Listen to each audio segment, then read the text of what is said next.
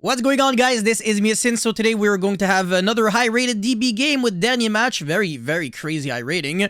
Playing Flundereeze as always, my Montreal boy, against Juxtaposition. Oh my god, I probably destroyed this word. 1140 rating with a branded Despia. So before this video starts, make sure you like and subscribe as always. And apparently, Flundereeze is going to be winning the dice roll. So going to be going first.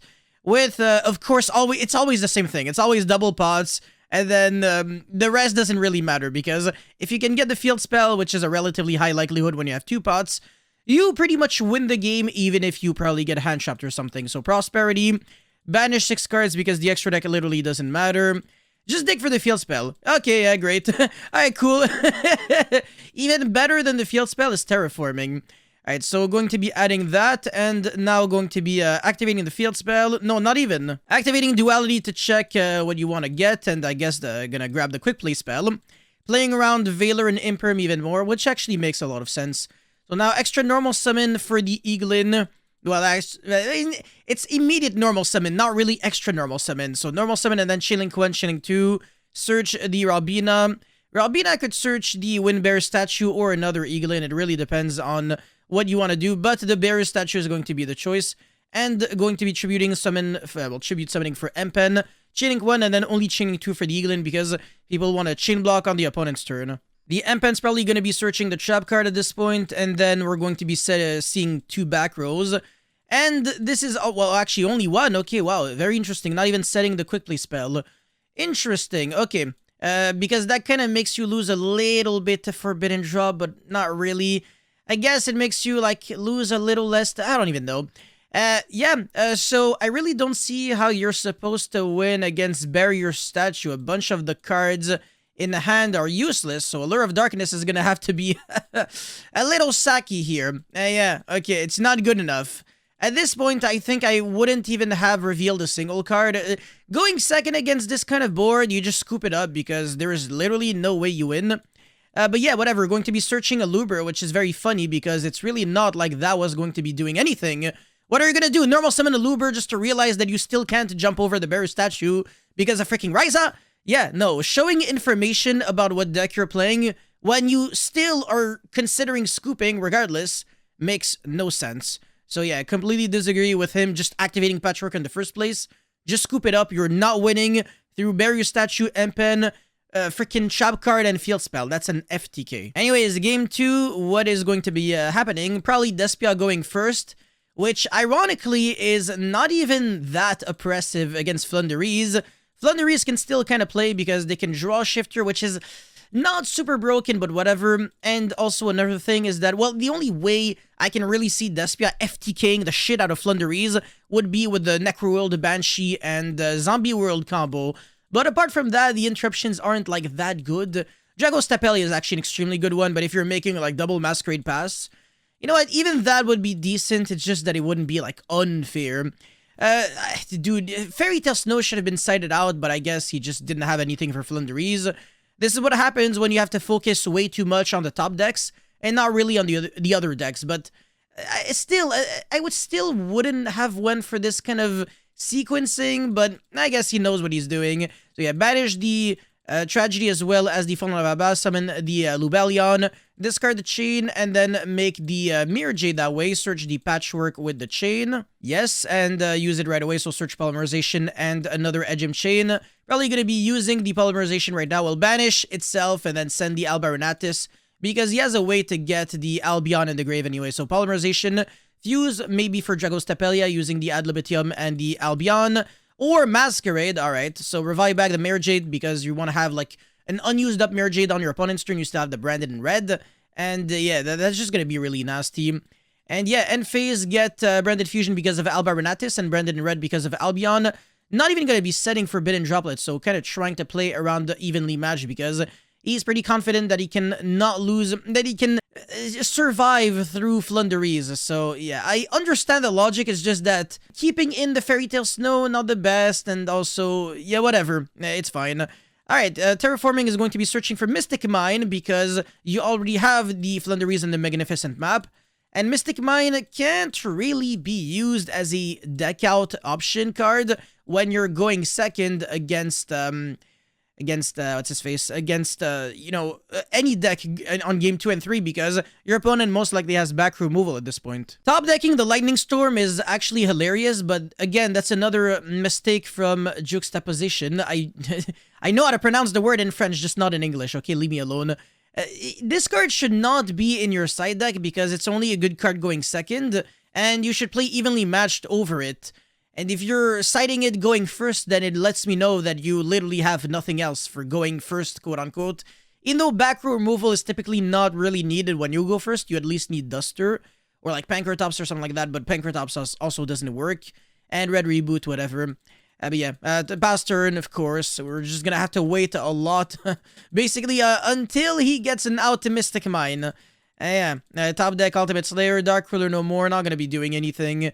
So yeah, Dernier match is just gonna wait until he has a hand that can literally kill through absolutely everything. But right now, it's not even worth playing out. And yeah, gonna be using Ultimate Slayer on the Mirror Jade, but Branded in red is going to be chained. And that way, he's gonna be dodging the target, summon another monster. But the thing is, the Adamantium will still not trigger to revive back, so yeah, kind of sucks. And he's gonna make Masquerade using the Aluber actually with the Mirror Jade, so that makes sense in a way. And the Elder Entity Entis is still going to be triggering. So you can destroy the field spell if you want. That's pretty perfect. Although he will have to sacrifice 1200 life points just to do that. So Dernier match is literally on a clock because of the Masquerades, even if Mystic Mine is a thing. Although he has the Dark Ruler, so at any point if he really wants to, he can Dark Ruler negate both of those Masquerades. But then he has to deal with the two Masquerades the same turn and make a completely unbreakable board with a bunch of negations and stuff like that. So that's a big reason why I'm just not a big fan of Mystic Mine on game 2 and 3. Because, again, you can't really use it for the best thing that it was intended for. So, yeah, it's just not an insta-win, and it's not because you saw it that the opponent has to suffer.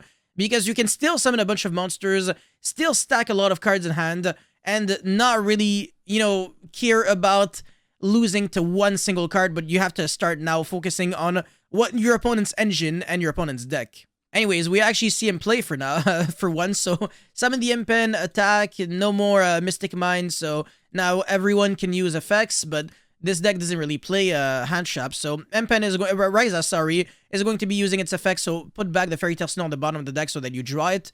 Very garbage top deck, literally the worst thing that you can draw, honestly. Allure of Darkness is going to be drawing 2 cards, and he still has that Lightning Storm, so you can use it either for attack position monsters or spells and traps. And he's probably going to be banishing, it's probably the best card to banish as well as Chain. Funland of Albaz, not too great against Flundereeze, to be honest. Lightning Storm, alright, cool. This could have either be held for like 10 billion years, until your opponent summons the Windbearer statue, or used right away for spells and traps. And he's actually going to be using it for spells and traps, forcing him to use, forcing him to basically tribute summon right away. And the Eaglin is also going to get negated. So now Dernier match went from being in an extremely good position to having absolutely nothing at all. So holding this Forbidden Droplet since turn 1 really paid off. And, yeah, when you have 6 cards in the hand against only Eaglin with nothing, you're feeling extremely confident. Never mind, sorry, 7 cards in the hand. Normal summon a Luber, get the Branded in red. I think we can all agree on the fact that this is going to be G to the G in literally 2 seconds. So, yeah, alright, yeah. Oh my god, this wasn't scripted, I swear to god. Okay, Dernier match is most likely going to be going first on game 3. Alright, so what's going to be the opening hands? Pot of Duality, the Dream Mirror, what the hell? Dreaming Town, what the hell? Dream Mirror, that's another archetype. Dark Ruler, even though he's going first, I guess. It's not really a deck that FTKs, so it makes kind of sense in a way. Terraforming and Robina, so the 2-card FTK, a card that could get you Harpy's Featherstorm or another FTK card, and this ensuring that even if you get stopped, you can still play. So extremely good hand minus the Dark Ruler. Whereas on the Despia side, it is the exact opposite. There can only be one Forbidden Droplet, Albion, which is Upstart Goblin, evenly matched, and Fairy Tale Snow, which I keep saying shouldn't even be in your deck to begin with. So, yeah, only one card that could maybe allow him to potentially have a chance to play. Everything else is dog shit if you don't have your engine. Board breaking cards don't allow you to win going second if you don't if you don't draw a good hand, you know?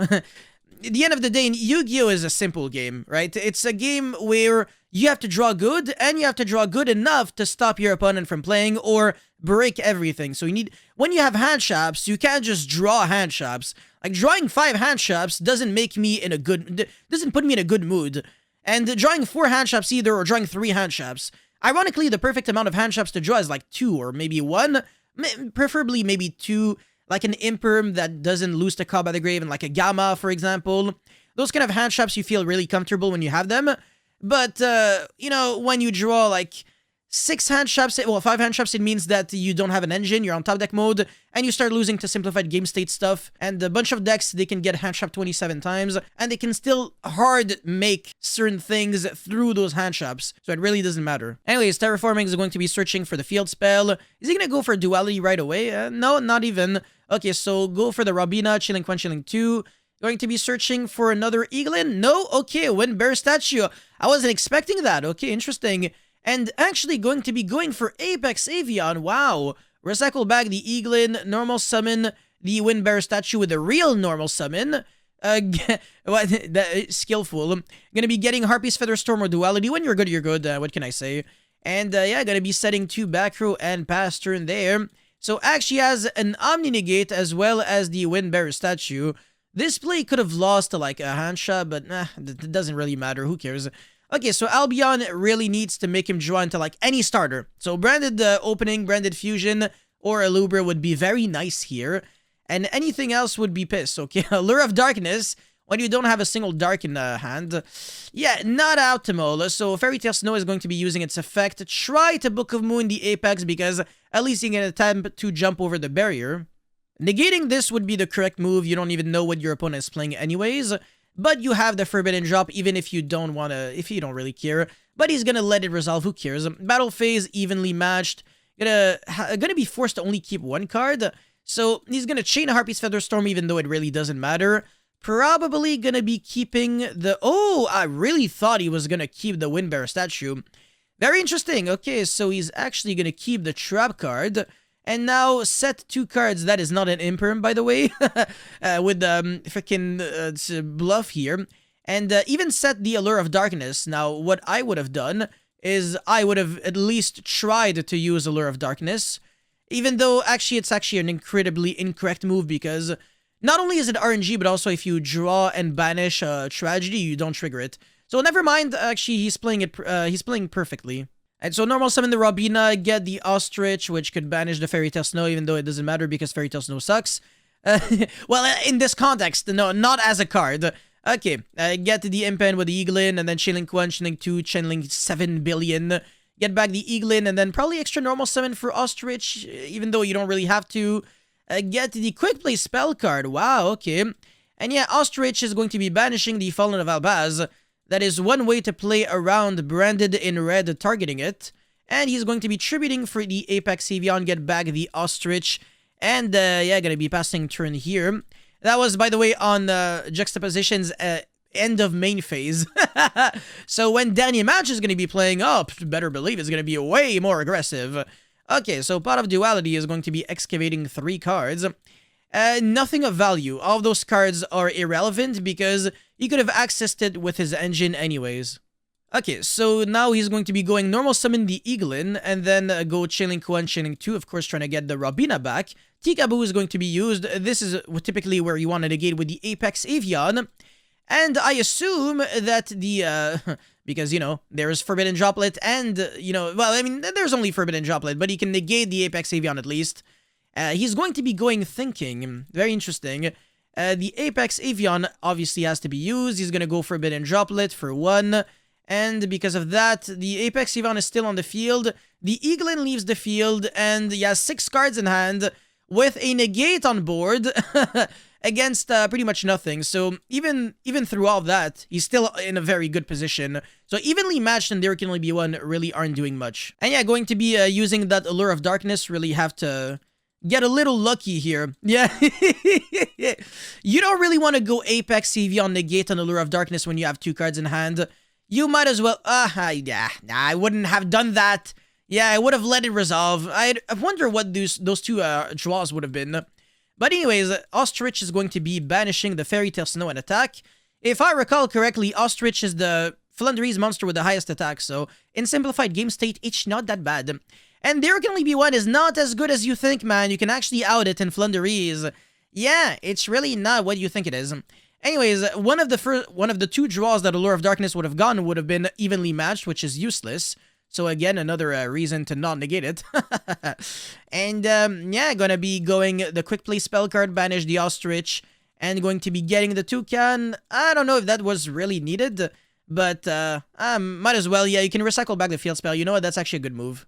Never mind, actually, the field spell is banished face down. You can't do that. I thought it was banished face up. Okay, so set a monster and then extra normal summon for the Toucan. That can banish the continuous spell, which, you know, that's why this play was completely correct, because the field spell doesn't necessarily banish a Flundereeze monster. It banishes a Flundereeze card, and Toucan recycles back any Flundereeze card. So yeah, going to be chain blocking with everyone else as well. This is a really good move because with the continuous spell, not only can you out Tikaboo, but also you can draw 2 cards every single turn, increasing your likelihood of drawing, you know, your side deck cards or your non-engine cards, because you're kind of getting tired of seeing all of your engine cards. You can search all of them with Eaglin and Robina, so why would you care, right? But yeah, going to be getting a few cards to hand, I believe. This is taking a while. Alright, yes, so the Toucan's gonna be getting the continuous spell, as I said. This card's really insane, and the cost is not to, like, reveal 2 cards and put them on the bottom of the deck to draw 2 cards, so that's actually gonna be kind of funny. And yeah, gonna put back 2 cards, draw 2. Yeah, I mean, unless you have, like, MSTs and stuff like that, I don't really know what you can draw here, but it doesn't matter, because all he has to do now is just survive 1 turn, which is very easy when the Despia player is breaking like there was no tomorrow. And then next turn, gonna attribute set. And you know what? It actually paid off that he negated the Allure of Darkness, because the second card that Allure would have drawn would have been the Tragedy. So, yeah. Turns out the gamble was a little dangerous to do. That would have forced him to negate the Tragedy Banish effect, or the Aluber effect, or the Branded Fusion. And regardless of what you negate, if the other card is a card of value, you kind of just die. So, yeah. Anyways, going to be tribute setting and getting rid of that Tikaboo. That is a legal move, by the way. The continuous spell can do that, so they're going to be discussing that. And the reason for that is because you can basically send 1 card your opponent controls if you're trying to tribute summon, and tribute setting is treated as tribute summon. So, yes, it is definitely a legal move that you can do. Yeah. Didn't really have to call a judge for that. Anyways, attack for 800. Never mind, so Eaglin is actually stronger than Ostrich by 100. I was wrong. Prosperity, banish 3, 6, yeah, probably 6 actually. In main phase 2, because you really want to get that strong 800 attack damage. Always ask to reveal like D-Shifter off of Prosperity. This is kind of funny. Of course I'm gonna grab D-Shifter when I have 17 cards in grave. Yeah, okay, more pod cards because we never have enough of those. Oh my god, yeah. Oh, this really could have hurt, man. If that was an Imperm, you wouldn't have had the Harpy's Featherstorm.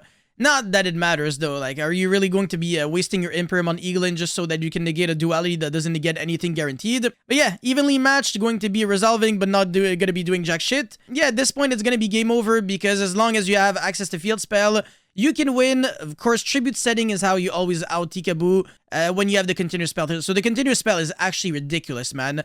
And yeah, Twin Twister was somewhere here. Twin Twister and Lightning Storm, very interesting. No, I really don't like that. Evenly matched is way better than Lightning Storm. Way better. But yeah, that's pretty much it for this replay. Let me know your thoughts about it in the comment section below. As always, don't forget to like and subscribe, and I'll see you guys very soon. Peace.